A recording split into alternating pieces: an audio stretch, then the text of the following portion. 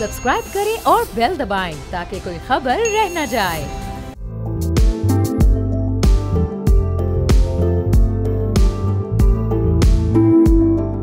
अस्सलाम वालेकुम, मैं उमर बाब जहांगीर। आप देख रहे हैं प्रोग्राम व्यापार। पाकिस्तान ने एआई पॉलिसी 2025 की मंजूरी दे दी है, जिसके लिए पाकिस्तान भर से माहिरीन की एक मल्टी स्टेक होल्डर कमेटी को जमा किया गया। सरकारी इदारों, सिविल सोसाइटी और मुसल्लह अफवाज समेत मुल्क भर के माहिरीन ने मुल्क की आर्टिफिशियल इंटेलिजेंस पॉलिसी में अपना भरपूर हिस्सा शामिल किया है। वजारत IT और टेलीकॉम ने तकनीकी महारत से पॉलिसी को तैयार किया।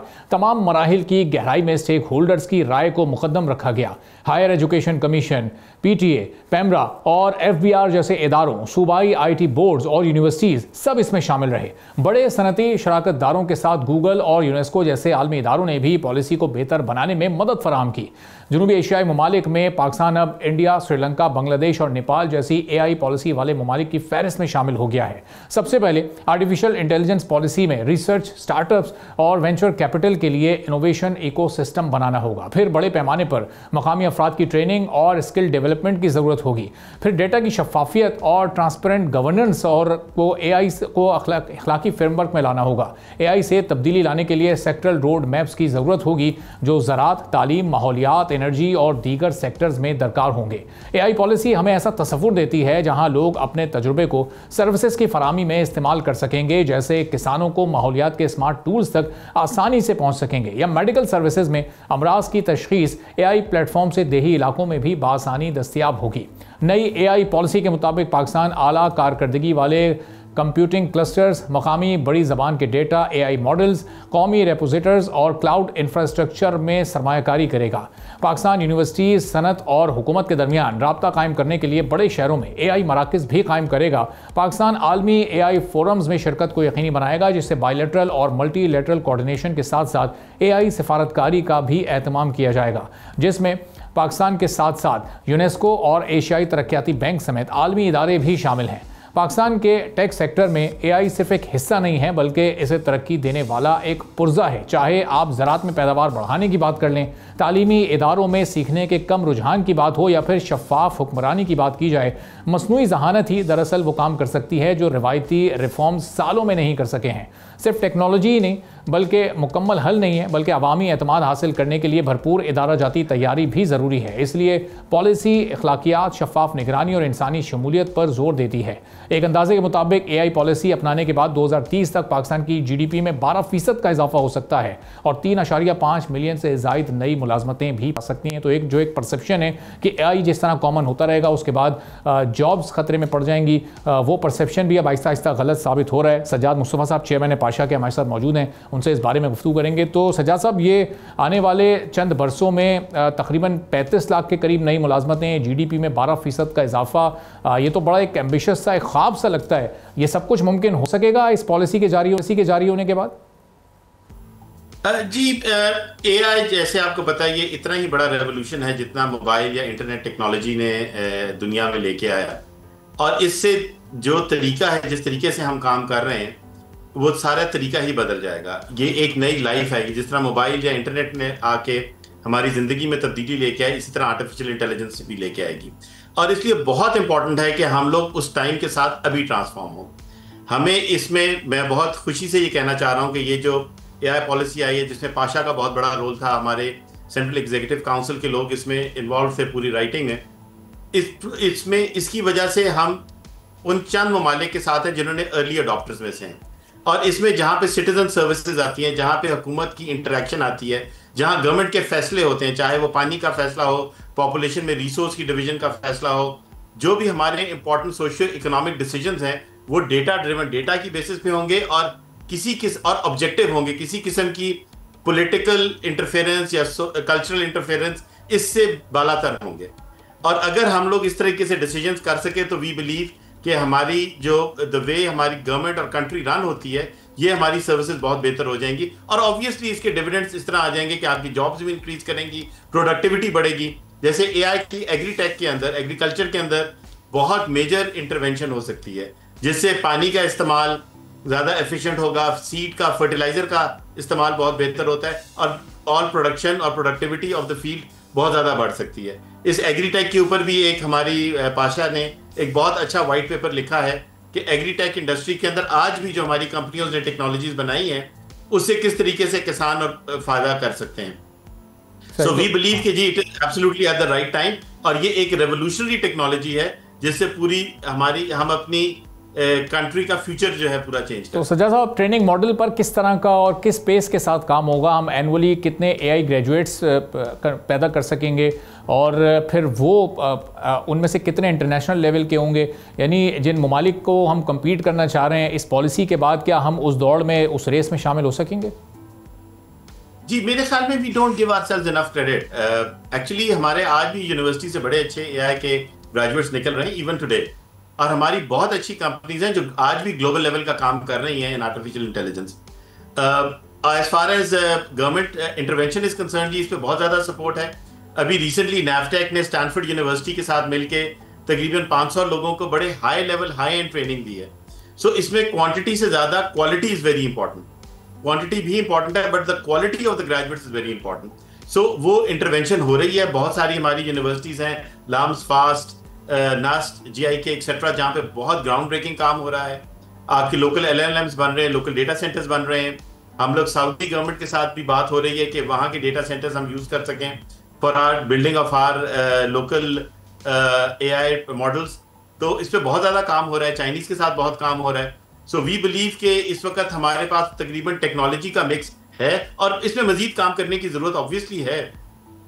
बट हमारी सारी कंपनीज जो है, at least I can say on behalf of PASHA, जो the largest and the only organization है टेक इंडस्ट्री की, हमारी तो बहुत सारी कंपनीज ऑलरेडी, जो बड़ी कंपनीज तकरीबन सारी और इवन मिड साइज कंपनीज भी सारी का फ्यूचर डायरेक्शन ही AI है और यही होना चाहिए। दिस इज द फ्यूचर, और यहाँ पे टैलेंट की अभी कमी नहीं है। तो सज्जाद साहब, ये एग्रीकल्चर सेक्टर का भी आपने जिक्र किया, हेल्थ सेक्टर है, दीगर सेक्टर्स हैं, इनमें लोअर लेवल तक इसकी अवेयरनेस फिर कैसे जाएगी?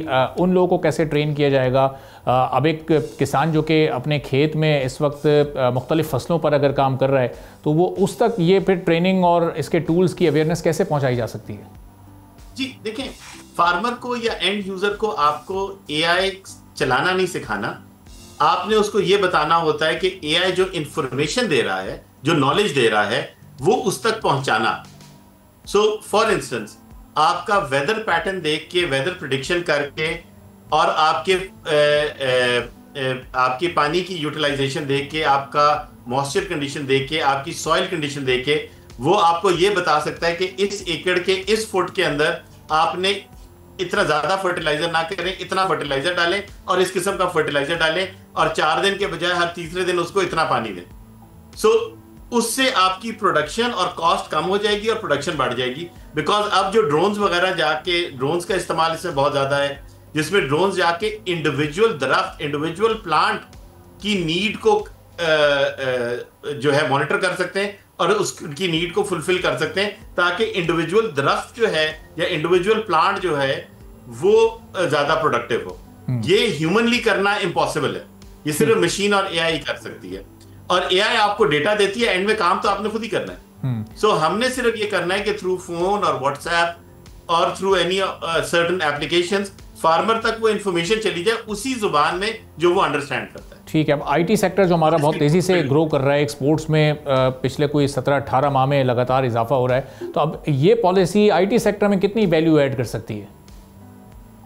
जी एब्सोल्युटली, ये बहुत इंपॉर्टेंट पॉलिसी है। देखें, ग्लोबली भी सारी दुनिया जो है वो आर्टिफिशियल इंटेलिजेंस की तरफ जा रही है। अब तो हम लोग तो यहाँ पे इंडस्ट्री में ये कहते हैं कि IT तो खत्म हो गई है, अब सिर्फ AI ही है। सो अगर ये पॉलिसी आएगी तो ऑब्वियसली हमारी वर्कफोर्स भी इंक्रीज करेगी, हमारी कंपनीज का लोकल एक्सपीरियंस ही बढ़ेगा, जिसके बाद हम जाके ग्लोबल लेवल पे बड़े कॉन्ट्रैक्ट्स कर सकते हैं। हमारी कंपनीज अभी भी काम कर रही हैं ग्लोबल लेवल पे, बहुत interesting generative AI, agentic AI, इन सारे कॉन्वर्सेशनल AI पे बहुत अच्छा काम कर रही हैं। आफ्टर दिस एक्सपीरियंस जब लोकली हमारे बड़े प्रोजेक्ट्स पे वो काम करेंगी तो ग्लोबल मार्केट्स और ज्यादा खुलेंगी, क्योंकि पाकिस्तान के अंदर बड़े स्पेसिफिक और पिक्यूलियर प्रॉब्लम्स हैं, स्पेशली हेल्थ केयर के एरिया में। हमारा जो डेटा सेट्स हैं, हमारी माशाल्लाह we are the 5th most populous country in the world.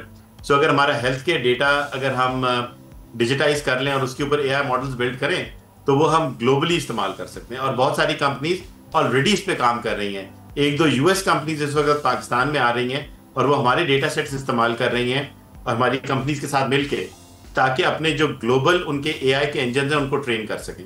सो जो हमारी कंपनीज का या हमारी कंट्री का डेटा है that is very very useful, और उसके ऊपर हमारी कंपनीज अगर अपना एक्सपीरियंस कर लेती है तो हम ग्लोबल लेवल पे काम कर रहे हैं और कर भी रही हैं। तो सज्जाद साहब, पिछले कुछ अरसे में, कुछ सालों में हमने ब्रेन ड्रेन को बहुत तेज़ी से बढ़ते देखा है। लाखों की तादाद में लोग, एनुअल जो फिगर सामने आ रहे हैं उसमें लोग अब मुल्क छोड़ कर जा रहे हैं। तो ये अगर इस तरह की पॉलिसीज़ आएँ, ईज़ ऑफ डूइंग बिजनेस हो, जॉब्स अगर क्रिएट हों, तो ये हमारे इस ब्रेन ड्रेन वाली सिचुएशन में भी हेल्पफुल हो सकते हैं। इसके नंबर्स भी फिर कम हो सकते हैं, लोग मुल्क में ही रहने को तरजीह दे सकते हैं। जी absolutely, brain drain is a problem for the, इसकी स्ट्रेंथ्स भी हैं और वीकनेसेस भी हैं। हमारी ये स्ट्रेंथ इसमें यह है कि जब कंपनीज या हमारे इंडिविजुअल्स बाहर जाते हैं, हमारा डायस्पोरा, तो उससे बिजनेस भी पाकिस्तान में आता है, उनका वो मजीद न्यू टेक्नोलॉजीज में एक्सपीरियंस करके ले आते हैं। अगर आप बाकी कंट्रीज को देखें, फिलीपींस को देखें, इंडिया को देखें, तो इनका ही डायस्पोरा बाहर गया और उसी के बाद इन मुल्कों के अंदर भी डेवलपमेंट और नॉलेज शेयरिंग और एजुकेशन और ट्रेनिंग आई। हमें अपने मुल्क, अपने यूथ को अपने मुल्क में रखने के लिए ease of doing business, Pakistan में रहना इंजॉयबल बनाना पड़ेगा। We have to provide them opportunities to grow, be creative in this country.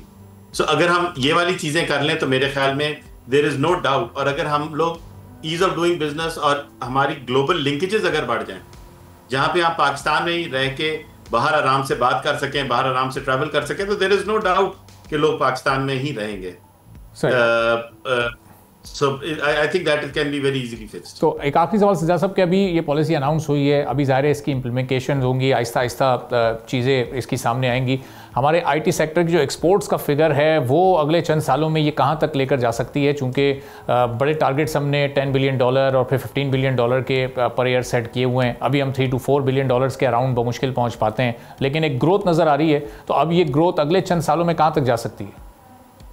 देखें, आईटी के ग्रोथ करने के लिए, खासतौर पे अगर आप एक्सपोर्ट्स और रेमिटेंस की करें, तो उसमें खाली पॉलिसी नहीं होती। उसमें सबसे ज़्यादा इंपॉर्टेंट कंस्ट्रेंट हमारी ग्रोथ के अंदर जो है वो हमारी टैक्सेशन और फिजिकल पॉलिसीज़ में है। अगर हमने अपनी टैक्सेशन और फिजिकल पॉलिसी को ठीक कर लिया तो ऑब्वियसली वो ग्रोथ आएगी भी, और हम ये 15 बिलियन का टारगेट बहुत ईजीली अचीव कर सकते हैं। और अगर हमने अपनी टैक्सेशन और फिजिकल पॉलिसीज़ को ठीक ना किया तो ऑब्वियसली ये एक पाइप ड्रीम ही रहेगी। ठीक है, बहुत बहुत शुक्रिया सज्जाद मुस्तफा साहब, चेयरमैन पाशा हमारे साथ मौजूद। सुनिए एक ब्रेक लेते हैं, ब्रेक के बाद वापस आएंगे, एक और अहम मौजू पर बात करें।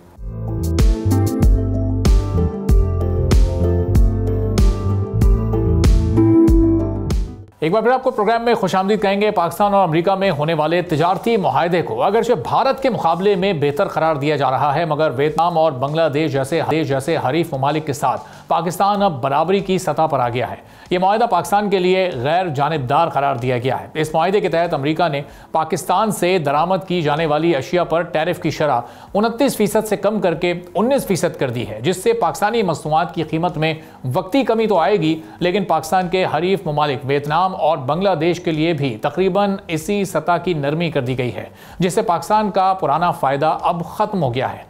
पाकिस्तान की एक्सपोर्ट्स में टेक्सटाइल का हिस्सा 75 से 80% है, और यही वो शोबा है जिसमें पाकिस्तान का सबसे बड़ा मुकाबला चीन, भारत, वियतनाम, कंबोडिया, इंडोनेशिया और बांग्लादेश जैसे ममालिक से है। पहले पाकिस्तान को निस्बतन कम महसूलात की वजह से फ़ायदा हासिल था, लेकिन अब वो फ़र्क तकरीबन मिट चुका है। वियतनाम की अमेरिका को एक्सपोर्ट्स $142 बिलियन से ज़्यादा हैं। अमेरिका ने पहले वियतनाम पर 46% टैक्स लगाया था, लेकिन अब वियतनाम के लिए अमेरिकी टैरिफ कम होकर 20% पर आ चुका है। वियतनाम पर 46% अमेरिकी टैक्स के मुकाबले में पाकिस्तान पर 29% टैक्स था, जो 17% वियतनाम से कम था, लेकिन अब पाकिस्तान पर 19% और वियतनाम पर 20% टैक्स है, जो सिर्फ 1% का फर्क है। अमेरिका को $9 बिलियन से ज़ायद की एक्सपोर्ट करने वाले बांग्लादेश पर अमेरिका ने 37% टैक्स लगाया था, और उस वक्त पाकिस्तान पर 29% टैक्स था, जो बांग्लादेश से 8% कम था। अमेरिका ने बांग्लादेश पर टैरिफ कम करते हुए 37% से 20% कर दिया, जिससे पाकिस्तान और बांग्लादेश में अमेरिकी टैरिफ का फर्क भी सिर्फ 1% ही बाकी रह गया है।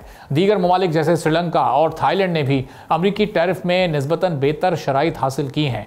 पाकिस्तान की अमेरिका को एक्सपोर्ट्स का तकरीबन 80% टेक्सटाइल है, जबकि दीगर एक्सपोर्ट्स प्रोडक्ट्स में लेदर है, सर्जिकल इंस्ट्रूमेंट शामिल हैं, चावल, सीमेंट और स्टील की मसनूआत हैं, और पिंक सॉल्ट भी इसमें शामिल है।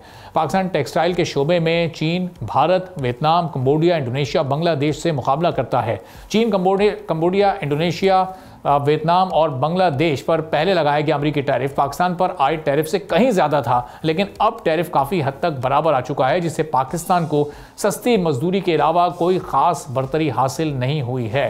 तो टैरिफ से, इस डील से हासिल क्या कर सकेगा और पाकिस्तान का नुकसान इससे कितना होगा, इस पर हम गुफ्तगू करेंगे। उसामा रऊफ साहब इन्वेस्टमेंट एनालिस्ट हैं, AKD सिक्योरिटीज़ के, हमारे साथ मौजूद हैं। बहुत शुक्रिया उसामा साहब, प्रोग्राम के लिए आपने वक्त निकाला। तो अब इस ट्रेड डील पर पाकिस्तान में ज़ाहिर है बड़ी खुशी मनाई जा रही है कि इंडिया से बेहतर ट्रेड डील हम करने में कामयाब हुए हैं, लेकिन बहुत सारे ममालिक ऐसे भी हैं जो कॉस्ट ऑफ डूइंग बिजनेस सस्ती होने की वजह से पाकिस्तान पर इस वक्त बरतरी लिए हुए हैं।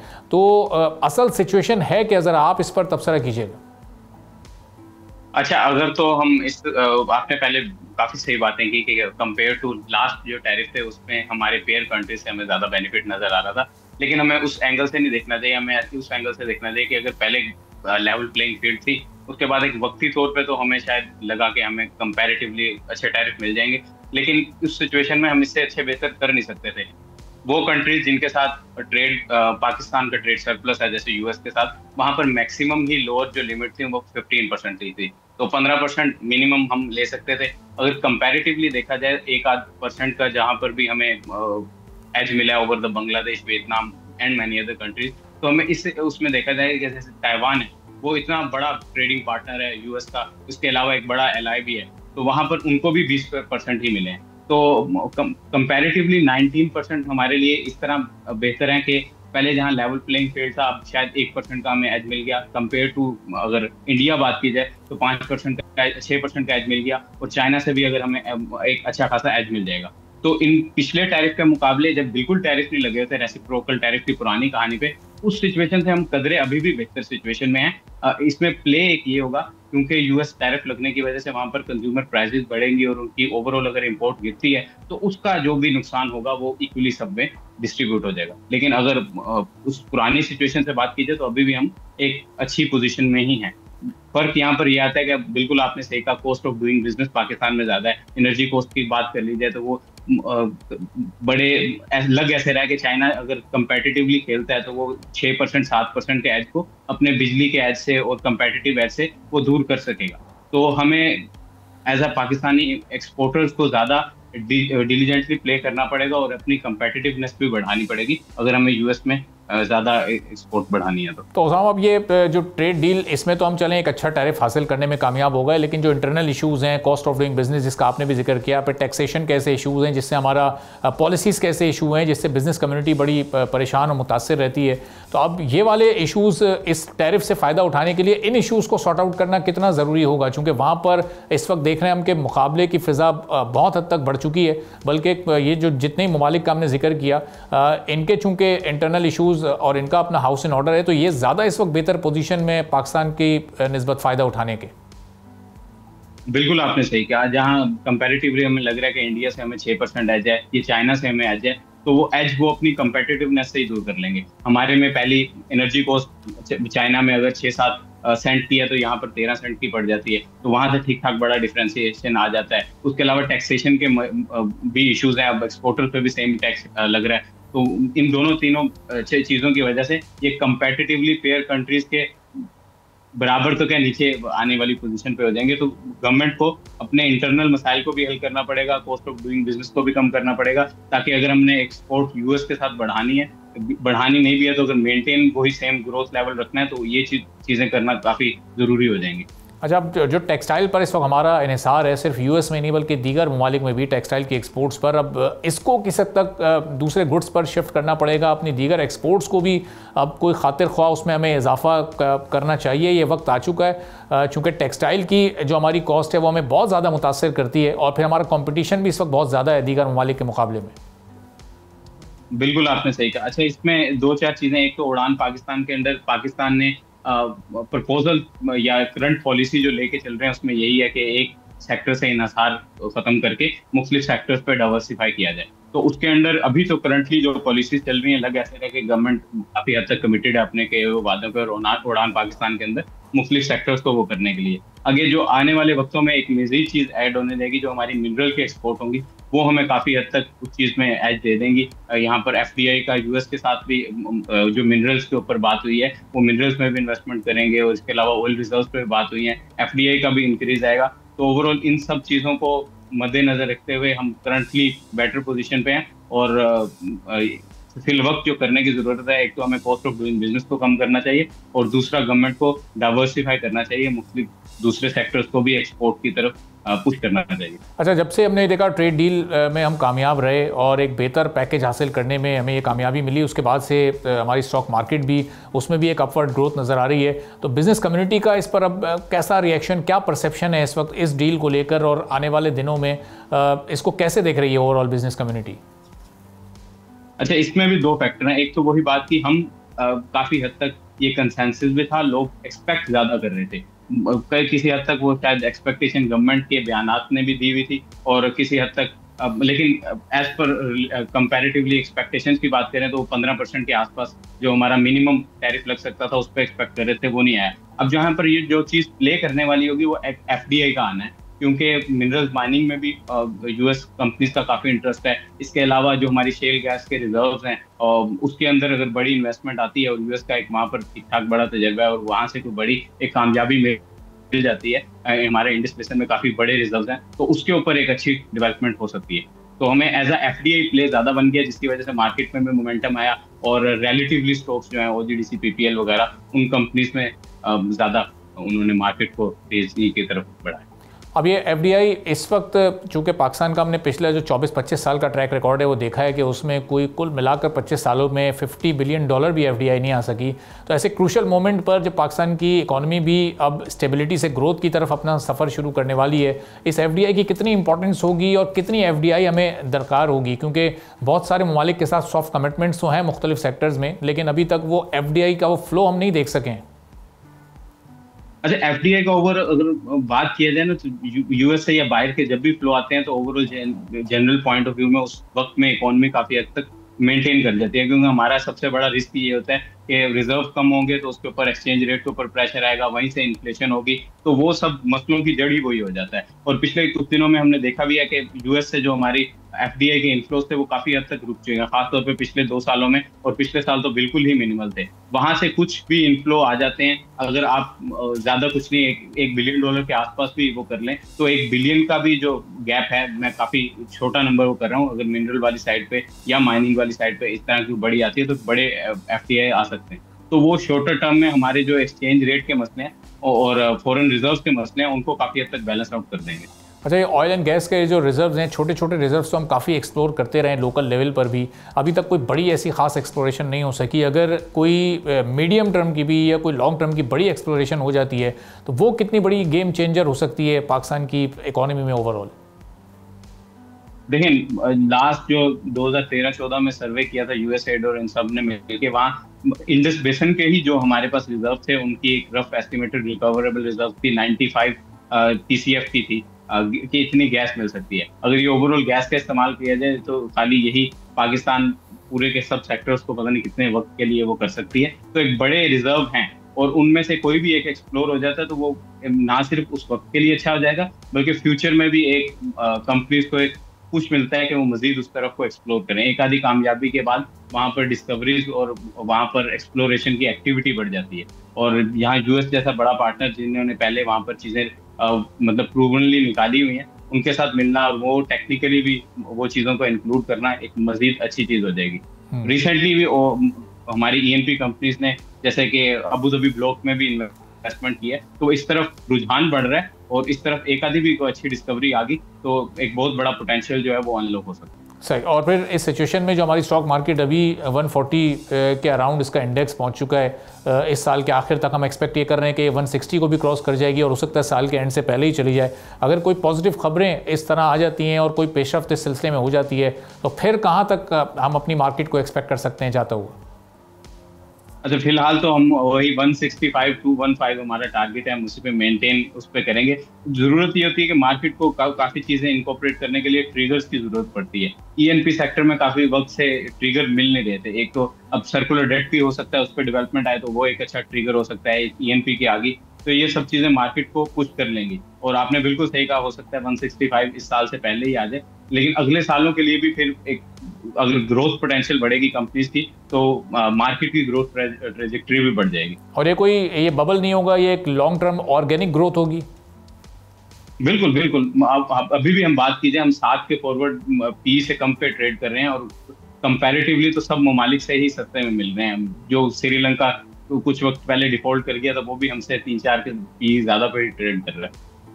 ठीक है, बहुत बहुत शुक्रिया उसामा रऊफ साहब, इन्वेस्टमेंट एनालिस्ट एकेडी सिक्योरिटीज से हमारे। एक ब्रेक लेते हैं, ब्रेक के बाद वापस आएंगे, एक और हम मौजू पर बात करेंगे।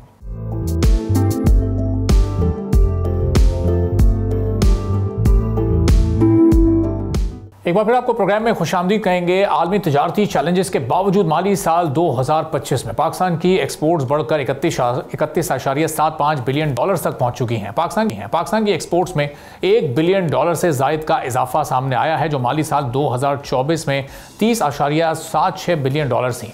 पाकिस्तान की एक्सपोर्ट बढ़ाने में पाकिस्तान के सबसे बड़े सेक्टर यानी टेक्सटाइल का सबसे ज़्यादा हिस्सा रहा है। इसमें बुने हुए मलबूसात में 15% का इजाफा हुआ और वुलन मलबूसात में 16%, जबकि घरेलू मलबूसात में 9% का इजाफा देखा गया। फिर तंबाकू और सिगरेट का सेक्टर है, जिनकी एक्सपोर्ट्स में 135% का इजाफा हुआ। प्लास्टिक प्रोडक्ट्स की एक्सपोर्ट्स में भी हमने 17% इजाफा देखा। सीमेंट एक्सपोर्ट्स में 25% से ज़ायद की ग्रोथ हुई। फिर मेडिसिन और इंफॉर्मेशन एंड कम्युनिकेशन टेक्नोलॉजी है, इसने भी तरक्की में अपना किरदार अदा किया। और दूसरी तरफ कैपिटल गुड्स इंपोर्ट्स में 24% का इजाफा हुआ। सनती सरगर्मियों की बहाली और इन्वेस्टर्स के एतमाद की यह निशानदेही कर रहा है। वजारत तिजारत ने इस माशी तरक्की को बढ़ाने के लिए मुतादिद स्ट्रेटेजिक हिदायत जारी कर दी हैं। वजारत तिजारत ने आलमी रुकावटों जैसे SBS और TBT के खदशात और तिजारती खराबी की निशानदेही के लिए एक तिजारती अलर्ट बनाने का भी ऐलान किया है।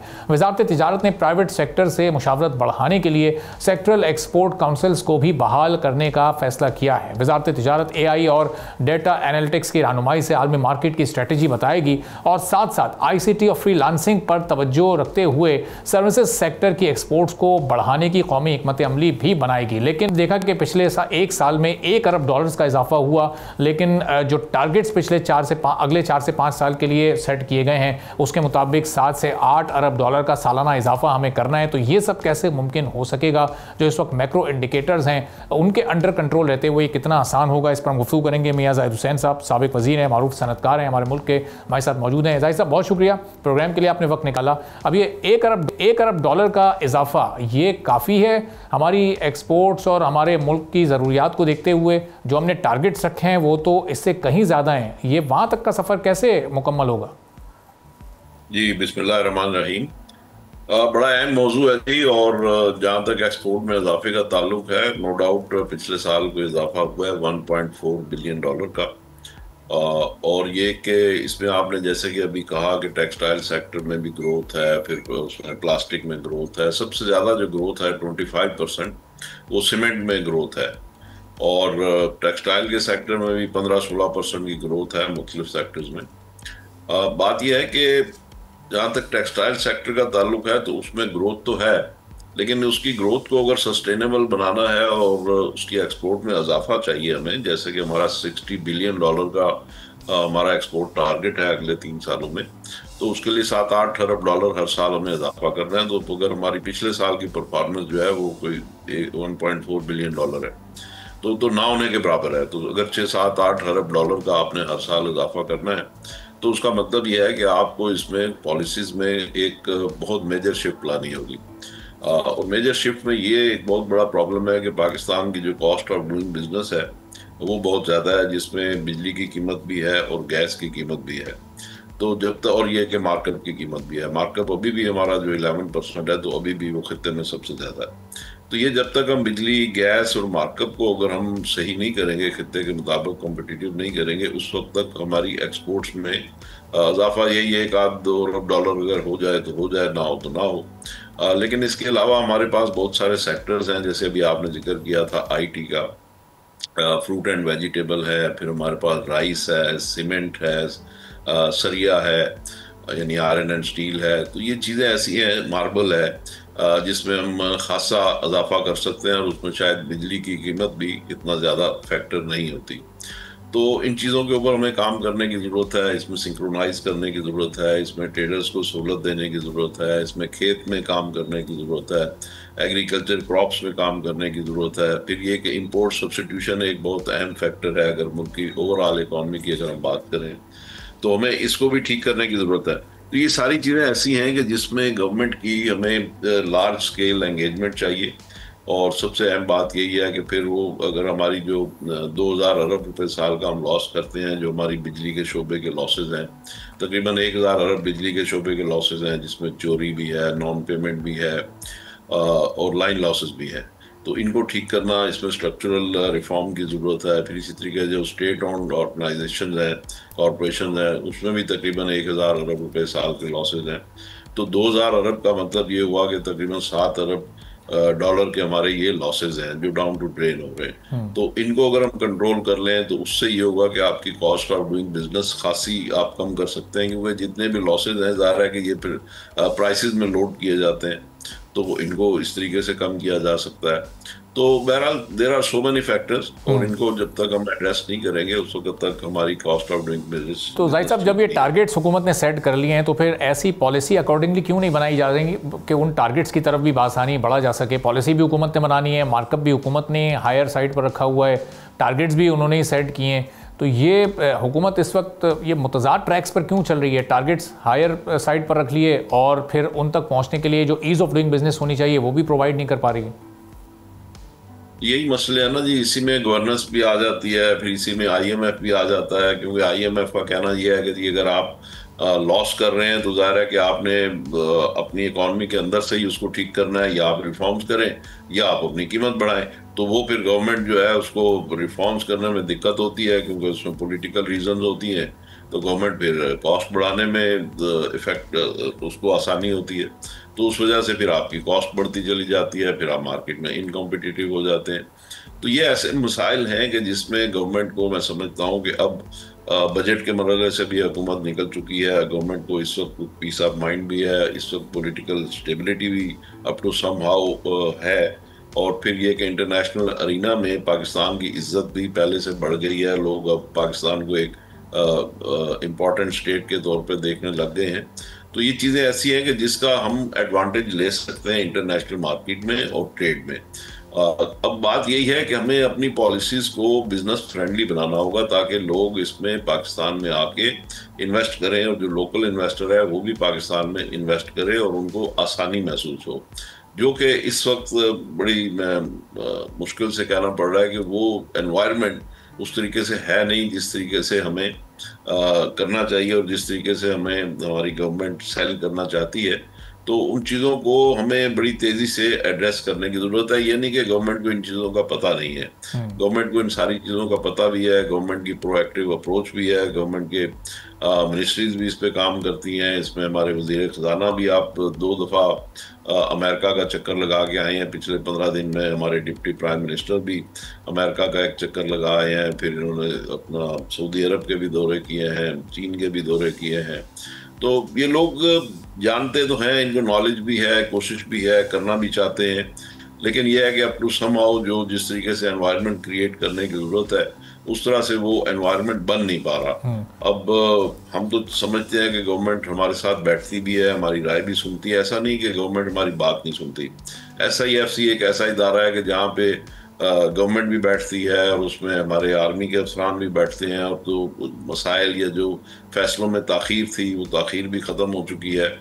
तो मुझे लगता तो है कि हालात बेहतर हो जाएंगे और जल्दी बेहतर हो जाएंगे, और इंशाल्लाह मुझे लगता है कि चीज़ें बेहतर की। तो जाहिद साहब, चूँकि मसाइल बड़े हैं उसके लिए जो अमली इक़दाम हैं वो भी बड़े लेवल के होने चाहिए, लेकिन हम देख रहे हैं कि ट्रेड मिनिस्ट्रीज़ बहुत छोटे छोटे इक़दाम इस वक्त उठा रही है। ये सेक्टरल एक्सपोर्ट काउंसिल्स को बहाल करना, ये ट्रेड अलर्ट बनाना, ये इन चीज़ों से हमारी एक्सपोर्ट्स को कोई खातिर ख्वाह फ़ायदा हो सकेगा? जी, वो देखें, बात तो यही है, जब हम कहते हैं कि गवर्नमेंट हमारे साथ एंगेज करे तो एंगेज किस तरह करेगी? उन्होंने सेक्टर वाइज काउंसिल बना दी हैं, और वो काउंसिल के साथ जाम कमाल साहब रेगुलर मीटिंग्स करते हैं और सुनते भी हैं, उनके मसाइल भी हल करते हैं। कोई मसला अगर थोड़ा सा कहीं अटकता है तो फिर SIFC भी है, वो भी इसमें अपना रोल अदा कर रही है। तो कर तो रहे हैं, ऐसा नहीं कि नहीं कर रहे हैं। अब बात यह है कि मसाइल शायद बहुत बड़े हैं, और एफर्ट्स जैसे भी आपने कहा कुछ बेबी स्टेप्स में है, तो बहरहाल let us hope for the best. लेकिन बड़ी मेजर बात यही है कि आपको जब तक आप अपनी चीज़ों को ठीक नहीं करेंगे, जब तक ये जैसे आप देखें ना, बिजली के लॉसेज हैं, अब बिजली के लॉसेज को अगर आप ठीक नहीं करेंगे तो फिर ज़ाहिर है आपकी बिजली महंगी होगी ना। तो अब वो जितनी बिजली महंगी होती है चोरी उतनी और बढ़ जाती है, लॉसेज उतने और बढ़ जाते हैं।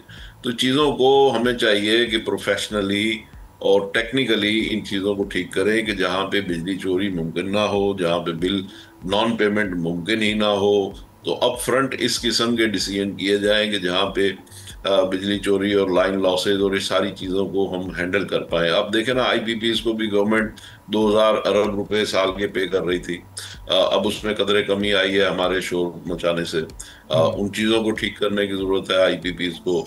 तो हर तरफ से 4 पैसे हम बचाएं और वो बचा के और इंडस्ट्री की कॉस्ट ऑफ डूइंग बिजनेस कम करें, तो उसके नतीजे में ही हम इंटरनेशनल मार्केट में अपने कदम जमा सकेंगे और अपनी एक्सपोर्ट्स को बढ़ा सकेंगे। अब मुझे ये भी उम्मीद है कि जैसे अब अमेरिका से टैरिफ में हमें कुछ कदरे राहत मिली है, तो उसमें भी मुझे लगता है कि $2 अरब की हमारी एक्सपोर्ट में उस अकाउंट में भी इंशाल्लाह इजाफा होगा। तो जाहिर साहब ये बहुत सारे छोटे छोटे स्टेप्स मिलकर ही एक बड़ा चेंज नज़र आता है। जो मार्कअप को पिछले 2 रिव्यू से स्टेट बैंक ने, हुकूमत ने 11% पर स्टैटिक किया हुआ है। बिजनेस कम्युनिटी डिमांड करी है कि इसको 6-7% पर ले आएँ, इसमें 3-4% की कमी कर दें ताकि कंपटीशन हो सके, जो रीजनल कंट्रीज़ हैं उनके मुकाबले पर हम आ सकें। ये यहाँ पर क्यों कोई डिसीजन नहीं लिया जा रहा, कोई थोड़ी सी भी कमी नहीं की जा रही है इसमें? तो अब देखें ना, स्टेट बैंक जो है वो इन्फ्लेशन को कंट्रोल करने का जिम्मेदार है। अब स्टेट बैंक की मॉनेटरी पॉलिसी ये कहती है कि जी अगर हम इसमें रिलीफ देंगे बिजनेस कम्युनिटी को तो इन्फ्लेशन बढ़ेगी। अब इन्फ्लेशन तो फिर सप्लाई साइड का भी इशू है कि अगर हम सप्लाई साइड को ठीक करें तो फिर इन्फ्लेशन नहीं होगी। हमारे यहाँ कुछ सप्लाई साइड के भी इश्यूज हैं, जैसे फॉर एग्जांपल अब बैठे बिठाए हमने चीनी का बहरान अपने गले में डाल लिया कि पहले चीनी एक्सपोर्ट हो गई और अब इम्पोर्ट हो गई, और वो चीनी जो है उसमें 70-80 रुपए कीमत उसकी बढ़ गई। तो इस तरीके से भी कुछ चीज़ें ऐसी हैं कि जो हम खुद दावत देते हैं कि आप बैल मुझे मार, तो उससे भी ज़ाहिर है कि इन्फ्लेशन बढ़ी, लोगों के सेंटिमेंट्स भी खराब हुए। तो इन चीज़ों में हमें देखना होगा। फिर स्टेट बैंक जो है वो अब सप्लाई साइड का, जहाँ तक मैंने भी जिक्र किया आपसे, तो हमारे यहाँ क्रॉप्स जो हैं उसमें हमें ज़रूरत है कि हम एग्रीकल्चर सेक्टर को सही तवज्जो दें, क्योंकि उसमें क्लाइमेट चेंज के भी मसाइल अब सामने आ रहे हैं, तो उसमें हमें तवज्जो देनी होगी। हमारी कॉटन की क्रॉप जो है मुसलसल तकरीबन 4-5 साल से फेल हो रही है, उसको हमें ठीक करना होगा, क्योंकि अभी देखें ना हमारा फिर कॉटन की इम्पोर्ट का बिल बढ़ता चला जा रहा है। तो ये भी चीज़ है, उसमें कॉटन की कॉस्ट को ठीक करें, कॉटन की सप्लाई को बेहतर करें। बलूचिस्तान में कॉटन बड़ी अच्छी हो रही है, वहाँ पे मज़ीद उनको एनकरेज करें ताकि वहाँ पे कॉटन ग्रोइंग एरिया बढ़ाया जा सके। तो ये चीज़ें हैं जी। और देखिए, मैं तो यही कह सकता हूँ कि अल्लाह ताला बेहतरी करे और कौम पे रहम करे। ठीक है, बहुत बहुत शुक्रिया। मियां जाहिद हुसैन साहब, साबिक वज़ीर, हमारे साथ मौजूद थे। सुनिए, इसी के साथ नाज़रीन आज के प्रोग्राम से इजाज़त दीजिए। अल्लाह हाफ़िज़।